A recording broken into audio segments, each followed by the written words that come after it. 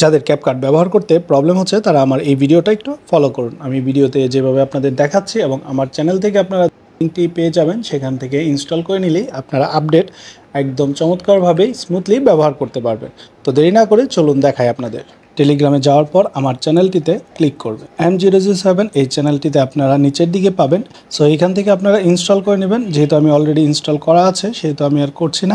আপনারা যদি আগের ক্যাপকাট নামানো থাকে সেটা আপডেট করে নেবেন, আর যদি একদম নতুন হয়ে থাকেন তাহলে সেক্ষেত্রে এটা ইনস্টল করে নেবেন এবং ইনস্টল করার পর চলে যাবেন ক্যাপকাটে। এখান থেকে আমরা নিউ প্রজেক্টে যাব। প্রজেক্টে আমরা একটা প্রজেক্ট অ্যাড করে নিব।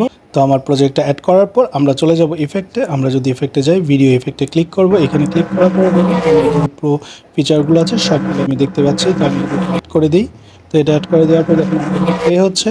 এখন যদি আমি এটা এক্সপোর্টে যাই, আমি যদি এটা সব কিছু বাড়িয়ে দেওয়ার পর এক্সপোর্ট দিলে আমার ভিডিওটা কিন্তু এক্সপোর্ট হচ্ছে। তো দেখতে পাচ্ছেন যে আমি আজকের ভিডিওটি যদি আপনাদের ভালো লাগে তাহলে লাইক, কমেন্ট, শেয়ার করবেন। আমার চ্যানেলটিতে নতুন হয়ে থাকলে অবশ্যই সাবস্ক্রাইব করার অনুরোধ থাকবে।